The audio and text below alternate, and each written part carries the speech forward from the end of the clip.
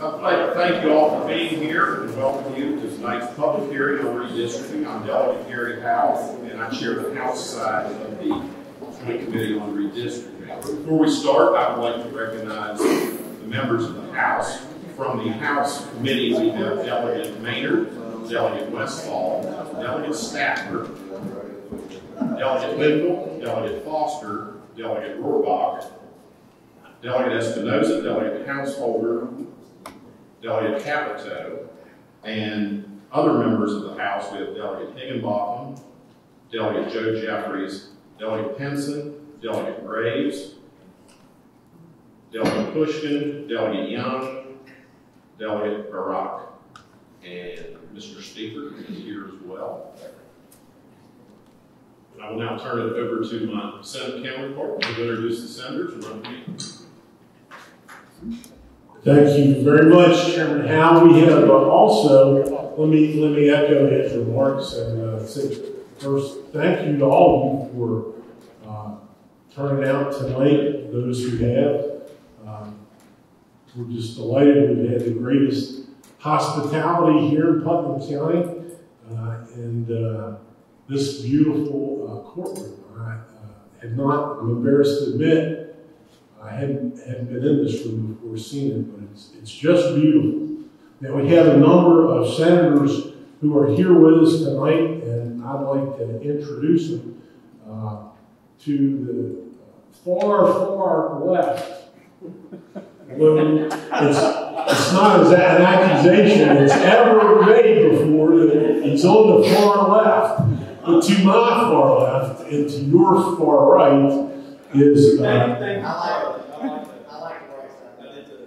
Senator Phillips out there from Logan County. Ruby, stand up now. Let everybody test so they know what we're talking about.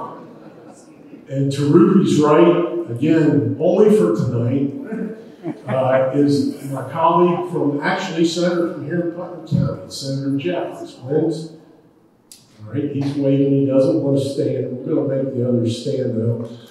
Traveling all the way down to be here tonight from Marion County is Senator Mike Caputo. So Mike, and to Mike's right is a senator from Camden County, Senator Wolfle. And the other senator, and actually we're in the district. My colleague to my immediate left, who is also a member of the Senate Redistricting Committee, as I'm to understand it, we are in his Senate district right now. This chairman of the Senate Finance Committee, Eric Tarr. And let's see, we have any other senators lurking about? All right, very good. So our purpose tonight, and this is the first of a series of public hearings we're going to try to hold all around the state of West Virginia in advance of the redistricting process. As I'm sure you all know, our state constitution requires that every 10 years after a decennial census has been completed, the legislature is required to redraw the districts. Districts for state senate districts, state House of Delegates districts, and congressional districts. And we are, I'm sure everybody here in the room knows, we've already been told that in the reapportionment, West Virginia will lose congressmen for the next 10 years as a result of the census. But we're here tonight to hear your views, opinions, and ideas about redistricting. We're eager to know them. And so I'll say at the outset, you're welcome to share your comments and opinions on Senate districts, State House of Delegates districts, congressional districts. We're going to follow the House rules. And so we've got, I think I've been told we have 8 people at least who've signed up to speak, who've asked to speak to address the legislators who are here tonight. And what we're going to do, I think, is give everybody who signed up to speak 5 minutes, and we'll ask the speakers to come to the microphone here on the right. And there's a red light that will indicate when you've exhausted the time, and we'll make sure that everybody has a chance to speak. I want to tell you a couple other things that are probably old news to most everybody in the room, but even though it was a decennial census last year, the Census Bureau has not yet delivered the census data to the 50 states. And usually that's something that occurs in April of every year following the census. And so generally, by this time, and there's some legislators here who were around for earlier redistricting processes after earlier censuses, the legislature would have the data, and the data is essential because it's the numbers that actually are going to drive the boundaries that are drawn. But without it, and until we have it, it doesn't make it possible for us to draw new maps. At least maps that we would have any reasonable expectation of meeting the accuracy requirements. We do have in front of us here, for anybody who's interested in looking at them, maps of the current districts that exist in West Virginia. The 3 congressional districts, the 17 Senate districts, and the House of Delegates districts are shown on the maps in front. So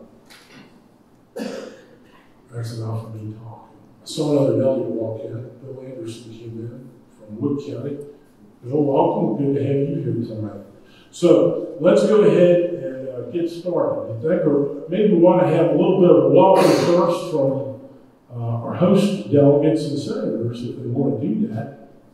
And we don't have since we don't have an enormous list of speakers, what do you think? I think that'd be a good idea. But Delegate Foster and Senator Tarr and Jeffries.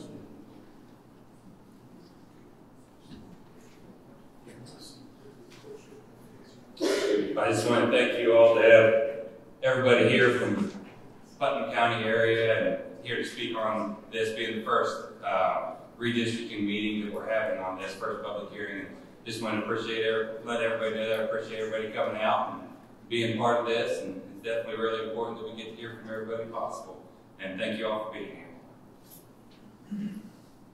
here. I'll just echo the sentiments of Delegate Foster. First of all, it's great to see everybody out and fill in the room. This is important. It's an honor to have for Putnam County to have the first public hearing.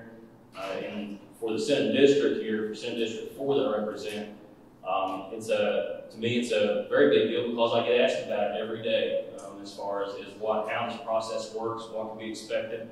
And so I'm learning, and all of us are learning just as much as you are here today because we're wanting to hear what the public has to say. So very eager to have you speak and to listen. And thank you for being here.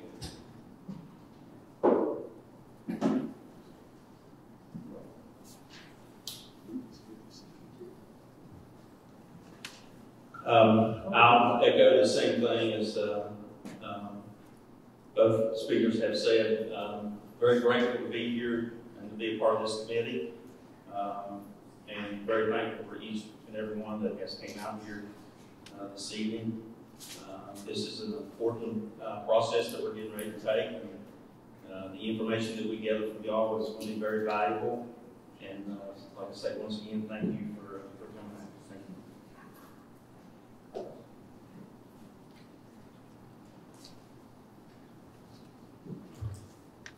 Okay, well, on behalf of all of us, the Joint Redistricting Committee, and I want to thank again everyone from Putnam County for the hospitality and allowing us to hold this here. And I don't think I'm speaking out of school or how to turn when I say that the delegates and senators that you have here representing from Putnam County are well respected and admired by everybody in the legislature. And we all enjoy working with all of them. Okay, that said, the first person who signed up to speak is Shirley Searles. And so Shirley, we'll let you come on up if you will, and that microphone, I'm told.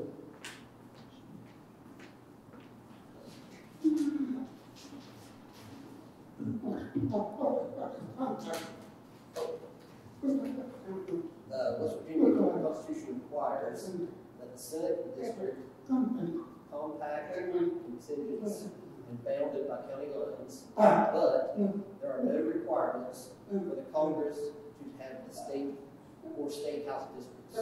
Second, the United States Supreme Court ruled that Jefferson County Commission versus Tennant, that a deviation was permitted to obtain the goal of keeping counties whole. I just wanted to let you know.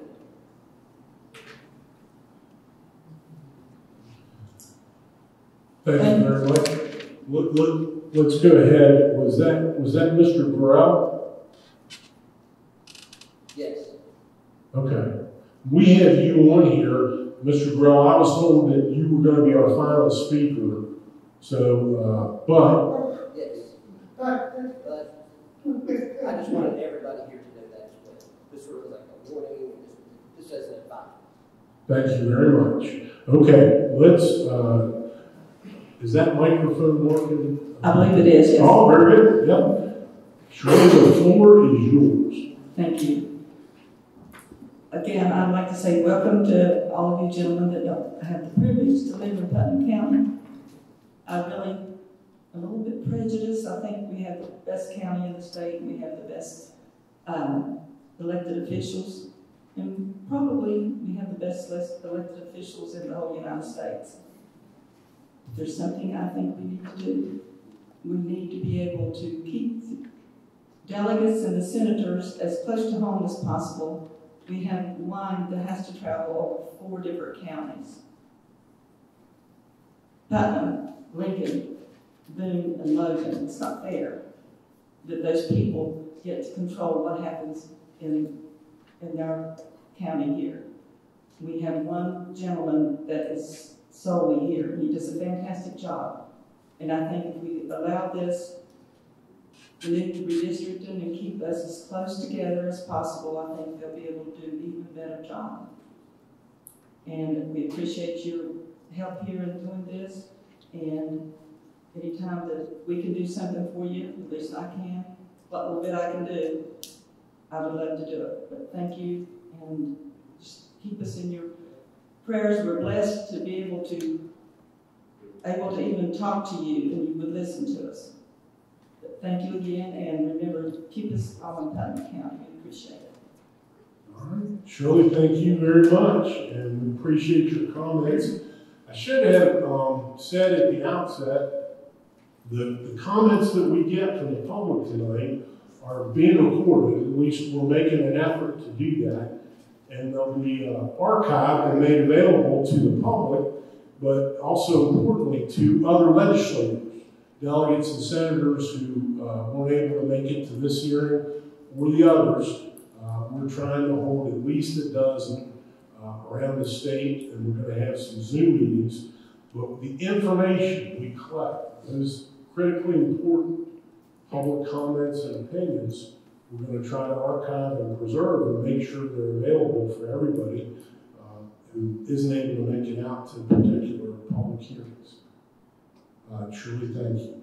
The next speaker who signed up, and forgive me if I mispronounce any names, but I believe this is Jesse Lovejoy. Jesse Lovejoy. That's right.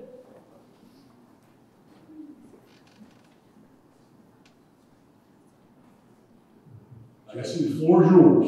Thank you, sir. I'd like to thank all the senators and delegates for coming to the beautiful Putnam County area today. I greatly appreciate it. I'm a Putnam native, born and raised here right across the river over there, a little place called Red House. I'm a Lovejoy, Jesse Lovejoy, as he said. I'm also Guards, I'm related to Castos. If anyone is around here, you know those are fairly large families. I'm related to at least half this county, I would say. But as far as redistricting goes, especially on the terms of the House districting, I feel like it's been fairly set off and unbalanced for many years now. Being a Putnam native, we don't see a whole lot of delegates come out of Putnam County. Most people will come from Mason County, and even the delegates that do come from Putnam County mostly have to go over to Mason County just to win an election. It really takes away from the voice from people around here, especially a lot of people in my family that have given up on politics. They feel like their voice hasn't been heard, and I feel like that's fairly irresponsible, and it needs to be changed definitely in the upcoming redistricting. That's all I have. Again, thank you for coming. Thank you. Jesse, thank you for sharing your thoughts with all of us. The next person who signed up to speak, I believe, I'm reading Ben Barkey. Did I say that? Is it Ben? That's correct. Oh, very good. Mr. Barkey, welcome. And thank you very much for coming out. The floor, sir, is yours. Thank you, and I really appreciate the senators and delegates for coming here to Putnam County this evening. My name is Ben Barkey. I am the chair of the Putnam County Democratic Executive Committee, and I believe my comments are somewhat bipartisan because I believe that both sides of Putnam County agree from what I've heard of the previous speakers. I want to echo some of their concerns.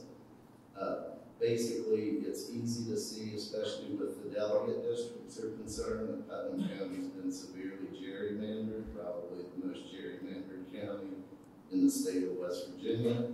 This is leading to some of the comments that the previous speakers' concerns were centered around not having autonomous Putnam County delegates. Most of our delegate district, aside from Delegate Foster, stretch into other counties with smaller portions of Putnam County, and we just think that it does a disservice to our county.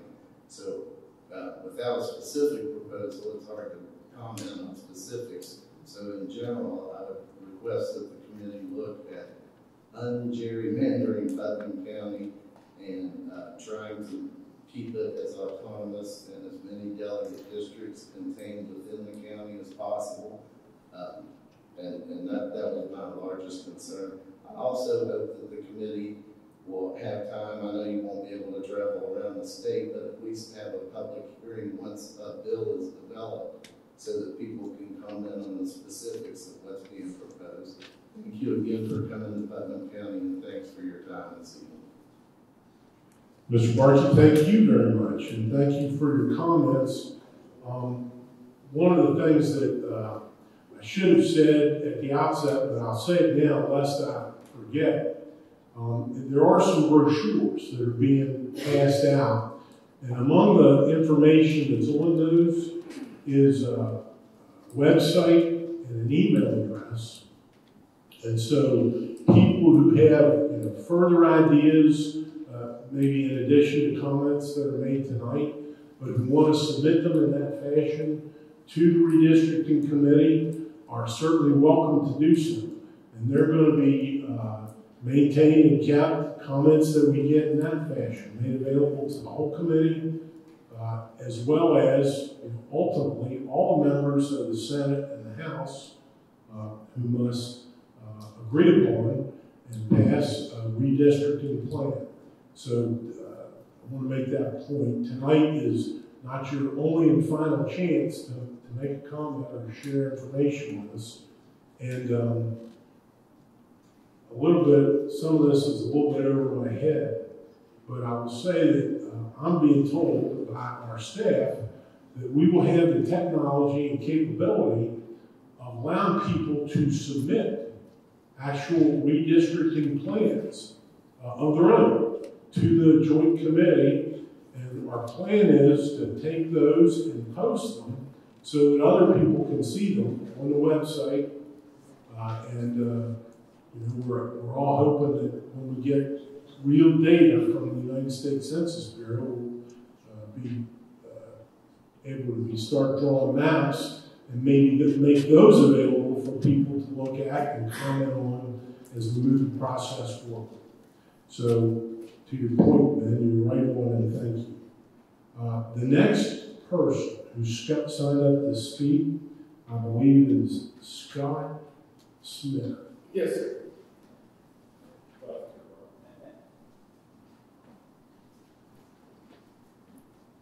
Scott, thank you. Floor is yours.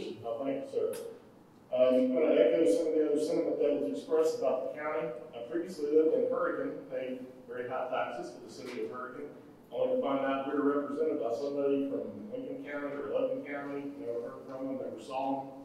Moved out of the county.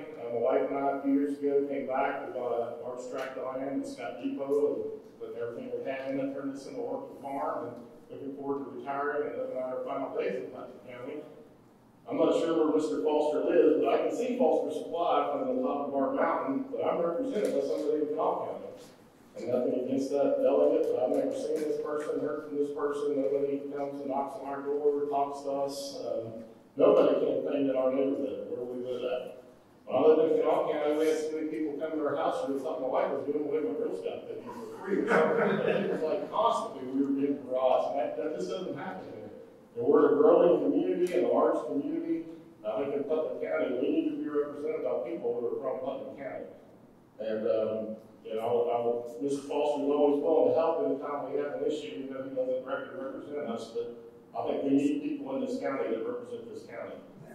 And as far as a congressional district, I've traveled the state for almost 40 years in business, and it's kind of probably above my pay grade, but it seems like it would be kind of simple just to do Route 50 and Southeast and North and Eastern Panhandle and the other district, which is almost kind of divided that way anyway. Just have to take that little middle section out and divide it up some more. But I do really hope that you all will consider that. I agree that I think Putnam County is very gerrymandered and needs to be fixed, and we need that changed. And I think you'll probably hear that from everybody that speaks tonight. Thank you. Mr. Smith, thank you very much. Thank you for your comments. The next speaker signed up is Gordon Cooper. There he is. I didn't see you come in. Oh, I'm just trying to be quiet. It's good. That's not like you. It's good to see you again, though. Thank you. Mr. Cooper, the floor is yours. I've got 5 minutes, right? 5 minutes. No, you may end up with more because nobody else has used his or her full 5 minutes. So, Because I've been spoken to 2 hours today, but that's not keeping 5. My name is Gordon Cooper. I'm at 3015 Ridgewood Drive, South Charleston, West Virginia. I'm a native and resident of South Charleston. This is the 5th decennial census that I will be submitting, trying to influence what the legislature did back in the 1980 census 40 years ago. I'm an attorney, and I looked at I came up with a proposal for redistricting the congressional districts because under the Kirkpatrick I don't get too much in these, but there's a whole bunch of federal case law about congressional districts and a whole bunch of federal law about your legislative districts. So it turned out that we got into a court case. We could not get the legislature. I mean, I had a plan. Ralph Williams was the chair of the redistricting committee. He didn't like my plan. They submitted a different plan to the state senate, but regular session didn't do anything. And I did all this research, and I said, are they going to even change the boundaries? So my brother John is an attorney, and he lives in Tucker County, where our dad grew up. And so I said, your congressional district is underrepresented. So we filed a lawsuit. I mean, he filed a lawsuit. I was the witness. I drafted it, and it's called Brook Overley Mansion and the Free Judge Court struck down as unconstitutional the previous redistricting from after the 70 census. It's no longer appropriate after the 80 census. And one of the interesting things about that case was the defendant, A. James Manchin. I drafted the thing. I thought he would just say, kind of step aside, because I thought he was basically in speeches and giving out the data. Turned out he was serious about redistricting. That was one of the things he cared about. And he said what they did was unconstitutional. He agreed with us. And Chauncey Browning, who was the Attorney General, would not let an attorney represent A. James Manchin's position before the 3-judge panel. So A. James walked out the courtroom, God save the state of West Virginia. And I thought that was the end of it. But then he went and got an attorney, and one of those famous cases about the power of the Attorney General, Manchin v. Browning, that is a spinoff of that case. So anyway, after that, I found out since he was interested in redistricting, I gave him information about the municipalities and the magisterial districts all around and how far they were out of whack. And he and his assistant John Pratt started the ball rolling to do redistricting all over the state there. So now they're still doing that. That's how it started. It was information I got here from the census data. So and then South Charleston was one place that had a redistrict where I lived. I came up with a redistricting plan there. Council didn't like it. Went to the people. We had a district referendum recall on our charter. We got a citizens initiative, and we imposed, overruled the city 4 years after 4 years down the road. So we've had 8 single-member wards since 1987. We moved into 1990. That's when things went off from the paper to the everything online and on computers. And that's when they opened the redistricting office, which was closed a few years ago, but it was open. It was in the basement of the state capitol.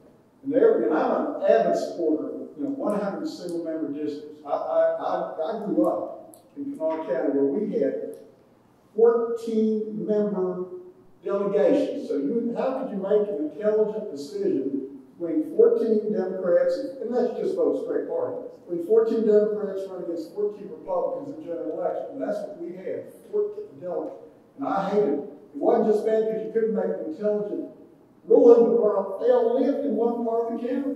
So you had the blue collar, you had the people, the blue collar workers voting straight Democratic. In the sections of the county they lived in, there was nobody that lived there.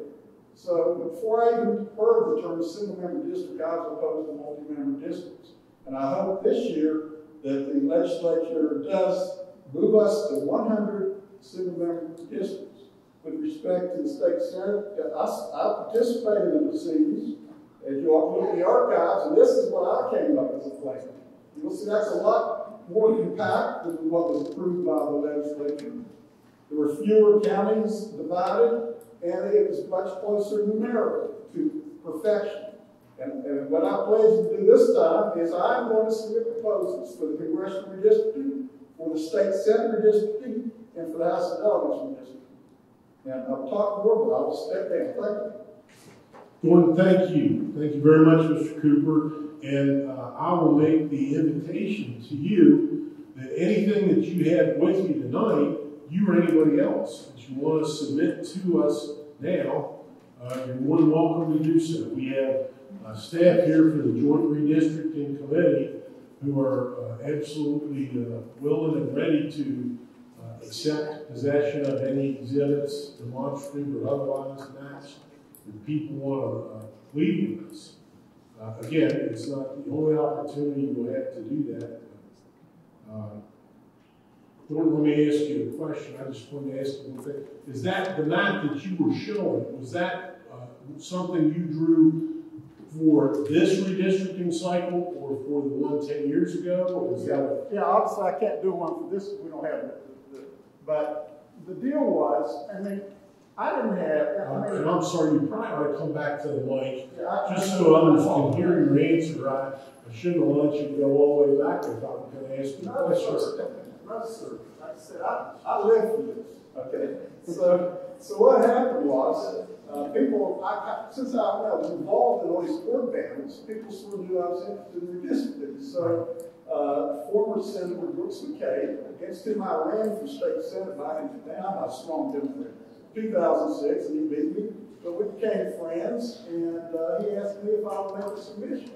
And the deal was, he did not agree to sponsor anything I did. All he agreed to do was if I would submit the stuff to the redistricting office and give them the instructions, they would do it, and then, until we came up with a plan, and then I'll be able to submit that for redistricting hearings. And so that's what I did. That's what I would like this time. And I don't know if you get anybody that will commit to sponsor your plan, but we'll commit to you this, because I'm told we're able to do it. If you submit plans, we're going to post them. We're going to post them on the Redistricting Committee's website, and people not just legislators, I think will be able to look at them and comment on them. And we're kind of hoping that we'll have a way to initiate some real public dialogue on some of these questions. Well, if I might say one thing I want to do is when I do plans, I try to go for between 0 and 1% deviation. I know the federal courts say you can go up to 5%. To me, that's like aspiring to be a D- student. And be an A student, let's get all these districts close to number one, where we can, number 1%. Because I can tell you, I know you have the technology to do it, but they used the technology 10 years ago not to do that, but to dice and splice. But in County's example, worst redistricting in the whole state. This county, almost exactly 3% of the state's population. And I estimate plan for 3 single-member districts. But even if you weren't for single-member districts, you could have a 3-member district. And what they did, they cut that, and likewise Logan County, which is almost exactly over 2%. So it's obvious, you look at the state constitution about assignment of government. Even though if you read that and find a way both to apply the state constitution and federal, that's what you're supposed to do. And instead of that, they cut up Logan, they cut up Putnam, and you've come up with some of the worst things. And the people in Putnam County said 10 years ago, please just split us into 3 single-member districts, and the legislative redistricting committee just thumbed their nose. Thank you very much. Gordon, thank you very much.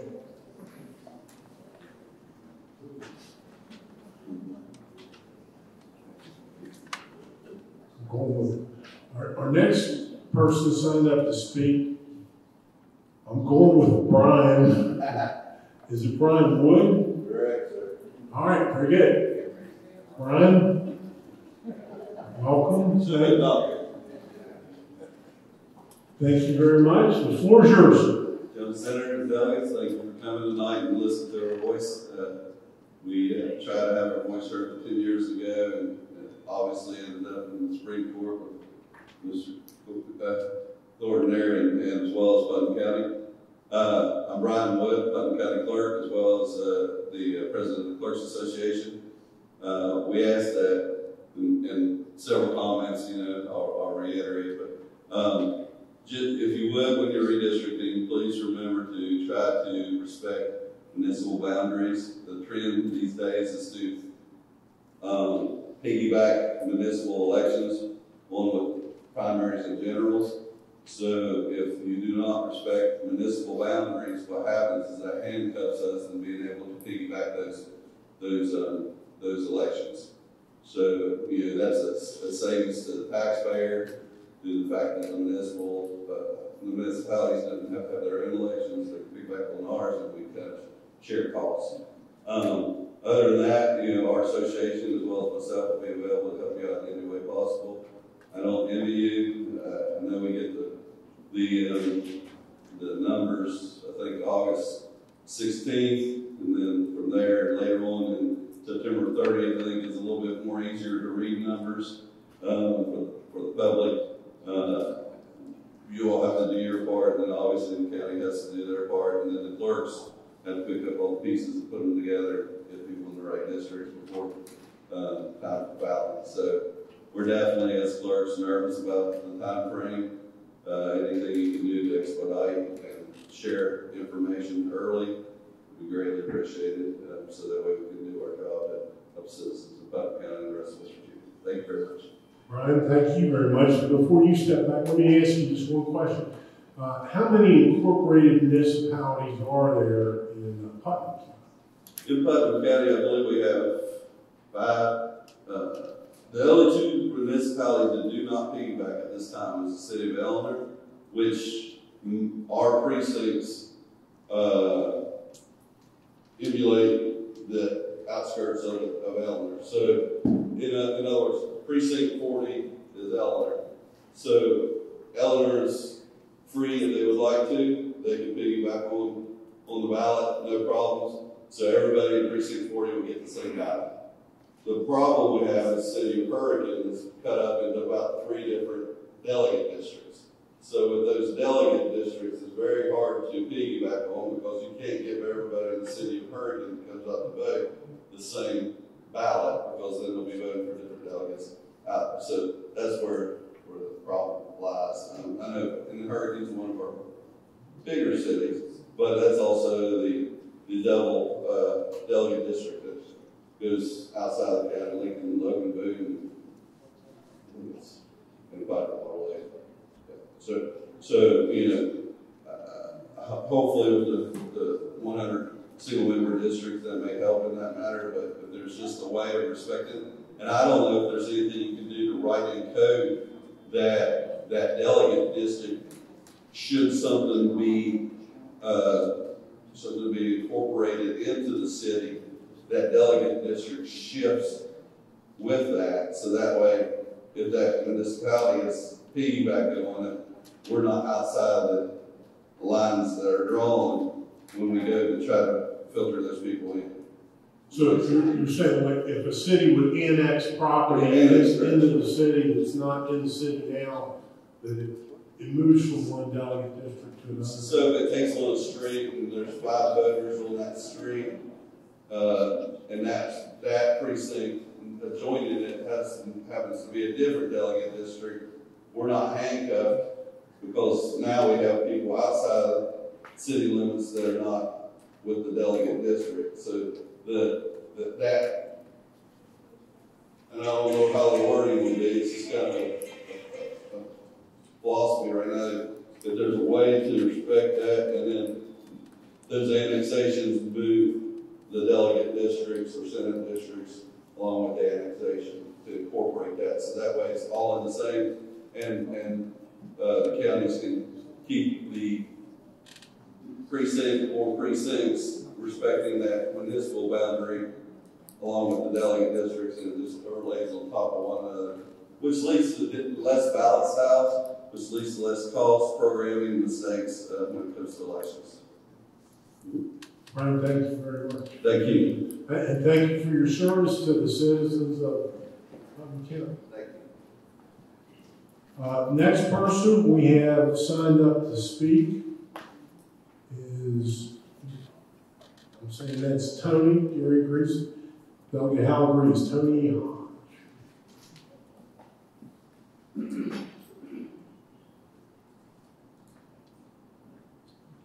Right. Mr. Hodge, thank you. The floor is yours. Thank you. Thank you, everyone who's come to Putnam County. We welcome you to our county. I'm a resident of the city of Hurricane. Thank you again to all you guys. I know there's some out here that are members of the House and Senate, and some have driven quite a distance. I see Delegate Espinosa has came all the way probably from Jefferson County. So we appreciate you guys coming all this way to hear our voices. It means a lot. I am the counterpart to Ben back here. I'm the Republican counterpart to him. I'm the chairman of the Republican executive committee here in Putnam County. I've got a couple little things I want to go over. I can't quite get into the weeds such as Mr. Cooper and County Clerk Wood back here, but just a couple of practical matters. One, I'd like to remind the Joint Committee of the bill that was passed in 2018 regarding single delegate districts. I think that's important. That bill was signed as a House bill, and it was signed by the governor a couple years ago. So single delegate districts are important. Also want to remind the committee, I've heard a lot about gerrymandering and things like that. Just to be noted that the last time this was done 10 years ago, the makeup of the legislature was completely different. And so take that for what you will, but this time around, I think we can do some things a little bit better. I live in the 22nd district, and that particular district's been mentioned several times by some of our speakers tonight. As I said, I'm a resident of the city of Hurricane, but my delegate district runs through Lincoln County, Boone County, and Logan County. So if you're sitting in my house and you put in your GPS, Google, or whatever you use, directions to get to some portions of my delegate district, let's say down in Boone County, I would have to, according to the quickest way on your GPS directions, I would have to actually travel through 5 delegate districts just to get to another portion of the district that I live in. And there was a court case in West Virginia. It was West Virginia versus Tennant back in 2012. And in that case, it talked about a few recognize permissible factors when drawing these lines. And one of the things was compactness within the county borders, and I know that may not be, you may not be able to do that with every county, but I'd like for you guys to look closely at that. And another thing that court case listed was community interest. Here in Putnam County, we are more of a suburban type county or agricultural. And if you go down to Boone and Logan and parts of Lincoln, it's very much coal country and all that, and we support all that, but our interests or, things we do up here is a lot different than the things down there. So I think those things, community interest things, is another factor that I'd like for you all to look at. Other than that, that's all I have the notes for. But anyway, I want to thank you guys for coming out again. I appreciate your time. All of you, I respect all of you. We see you on the live feed. I have respect for all of you. Thank you again. Tony, thank you very much for sharing time with us and your thoughts. Okay, we have another speaker signed up whose name is Marcia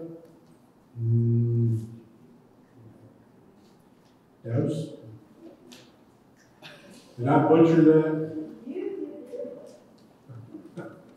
Marcia, welcome. Appreciate the time you're giving for us to make comments. I want to thank you for all the hard work that you all are getting ready to do, or already doing. You have a short length of time in which to make a lot of important decisions, so I applaud you. As you do, I'd like you to keep in mind a few requests that I have at the committee, many of which have already been touched on by other speakers. First, I would hope that you will be scrupulous in following the instructions of the United States Constitution, the West Virginia Constitution, existing law, and court decisions. I also believe that you are already on a good path toward transparency, but that's incredibly important. We would like to see, the public would like to see the business conducted so that we can comment, which I believe is already indicated we will be able to do, and any of the proposed boundaries, and that there be a chance for public hearings, public comments prior to the legislature's final decision and the governor's signature. Also, as has been approached and discussed tonight, please avoid dividing counties, cities, and neighborhoods as much as humanly possible in achieving equitable representation guidelines. And of course, this would include avoiding partisan and racial gerrymandering. Keep in mind that all districts need to be compact as possible, avoiding elongated and irregular shaped districts, such as currently exist in Senatorial Districts 6 and 9 and House Districts 16, 25, and 26. That's all. Thank you very much. Marcia, thank you very much. We have only one other person that I know of who's signed up to speak, and that's Howard Grell.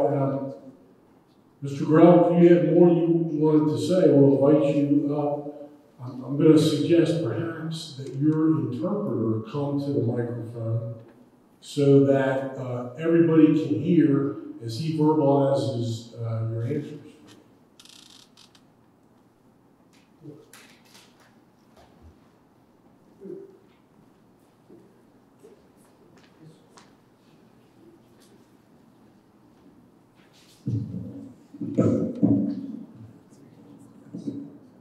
All right, Mr. Grell, the floor is yours.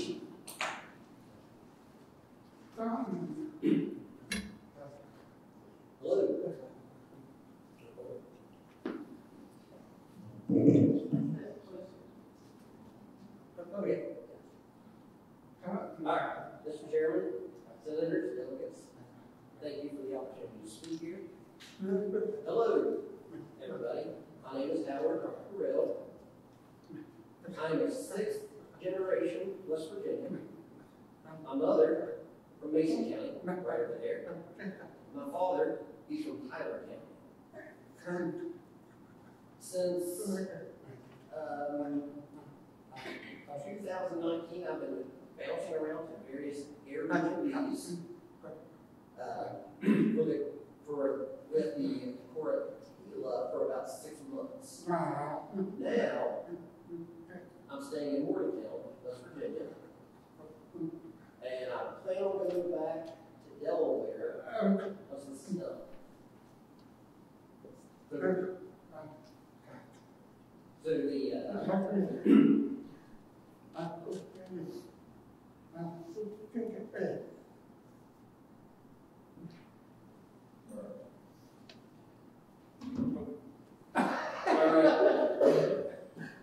okay, my mother's first cousin is the former lottery director, John Musgrave. I didn't know I was just one time. Nope.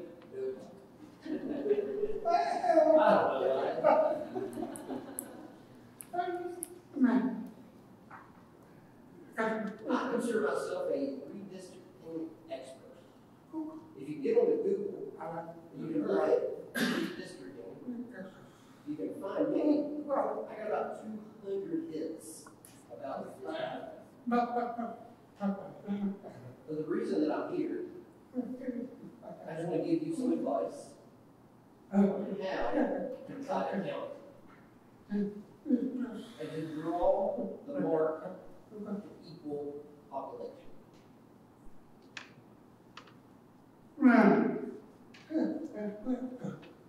So relying on the clusters of schools and how to feed that school. So basically, the community, they can truly understand the building blocks of the neighborhood on common ground. I'm good?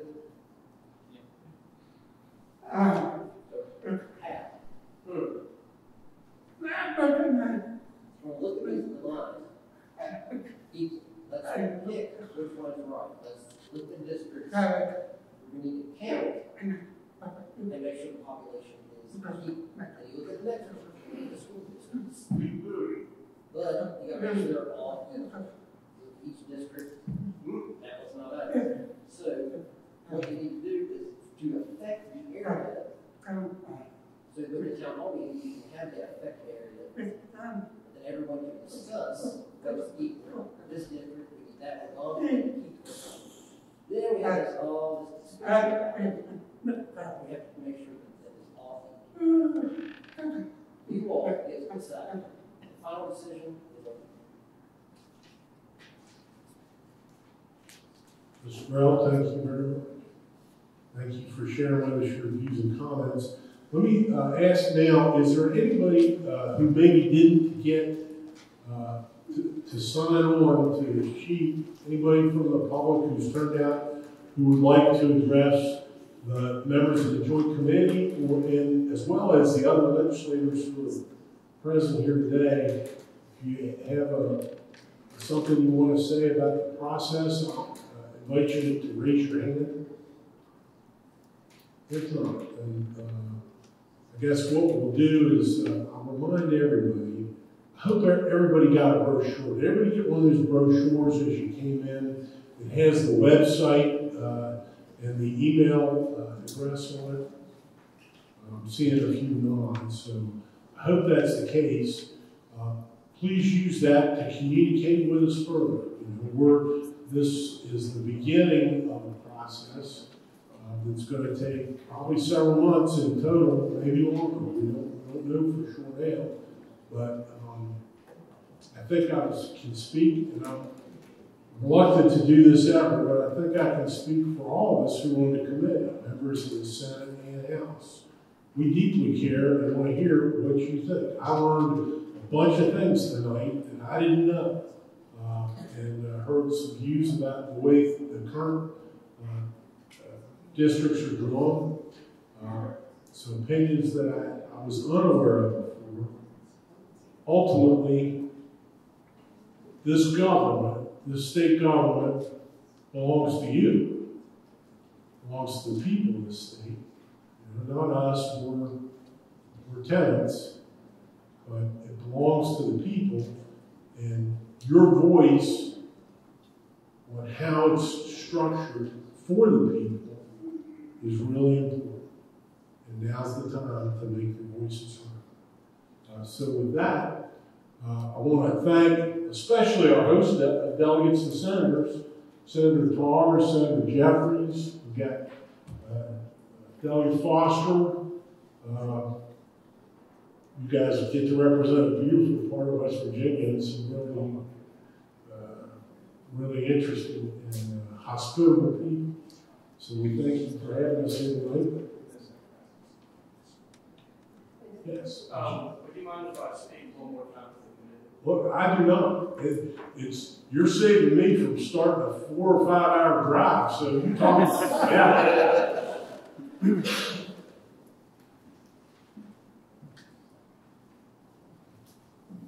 I just wanted to make a couple of final remarks, especially to just about everyone in this room, as far as that goes, everyone in the state of West Virginia. In my vast and fair opinion, this is the greatest state in the Union, the best Virginia in the Union, and this moment here in history, what we're looking at, the redistricting, it happens often, but it's important every time it does happen. I feel like this especially in the time of this country, it's very important for West Virginia to get out ahead. I think I speak for a lot of Putnam County. We would like to see equal representation across the board, especially in the great state of West Virginia. And I think we have great delegates. Even with the way things are districted, I respect our delegates from Mason, I respect the delegates from Boone, from everywhere across the state. I just think it could be better. A lot of things in the state could be better, and I think this is the first step toward it. Well, thank you. Yeah. Just one real quick, sorry, I should have signed up.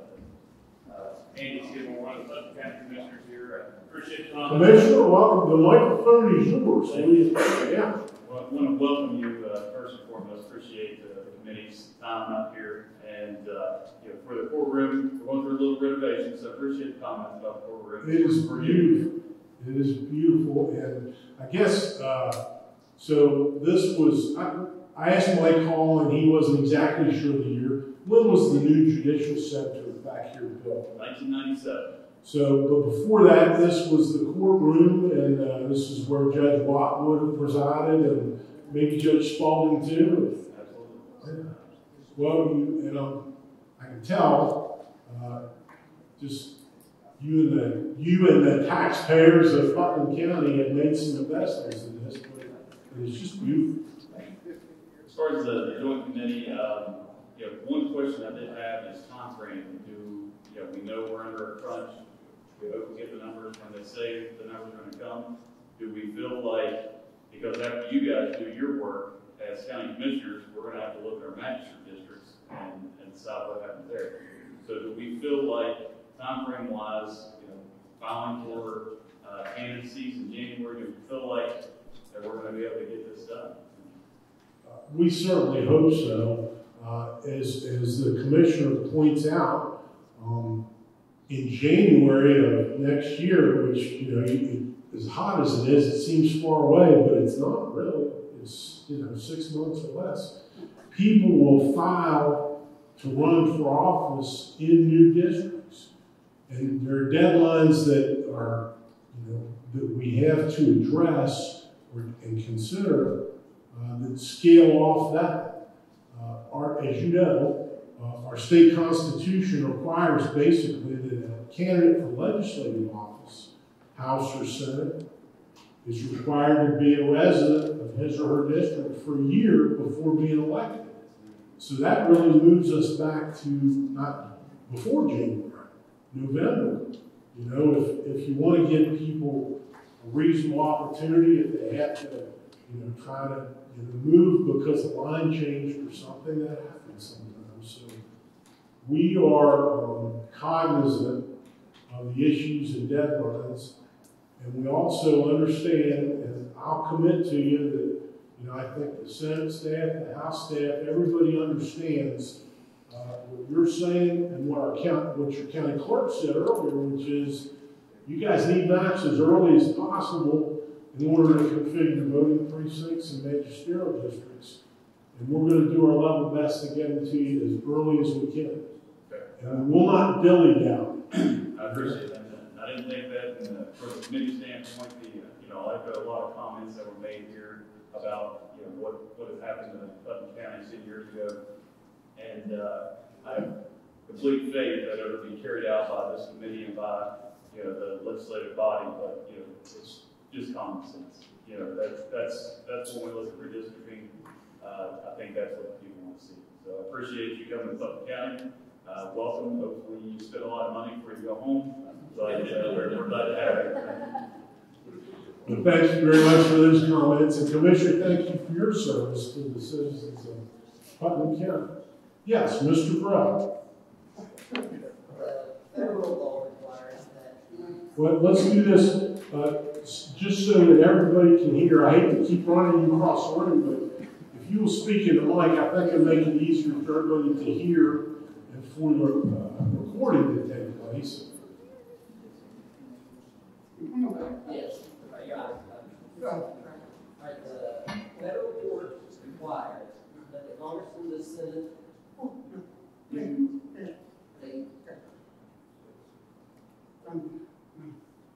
that Congressmen and legislatures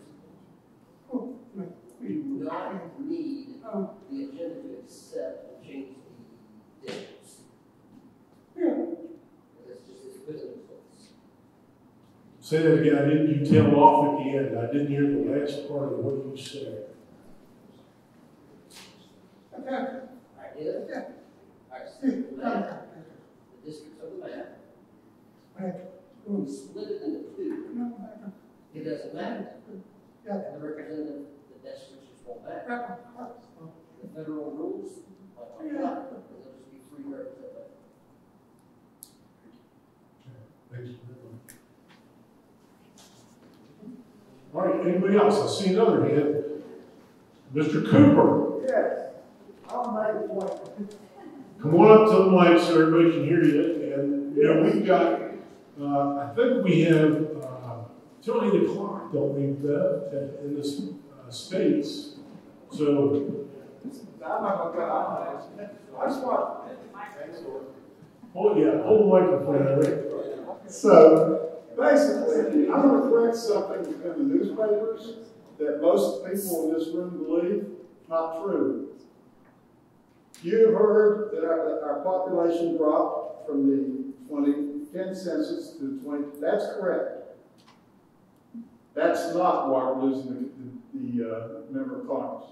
If we had exactly the same population after the 2020 census as we did in the 2010, we still would have lost a member of Congress.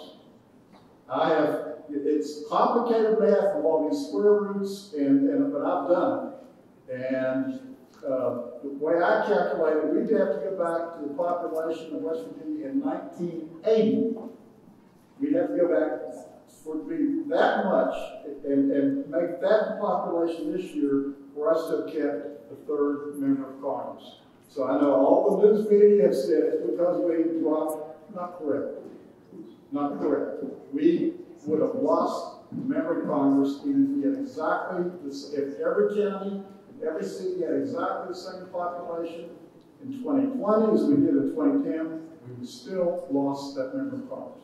And that's because it's a function of the relationship between our state's population and the population of the nation and the other 49 states as a whole.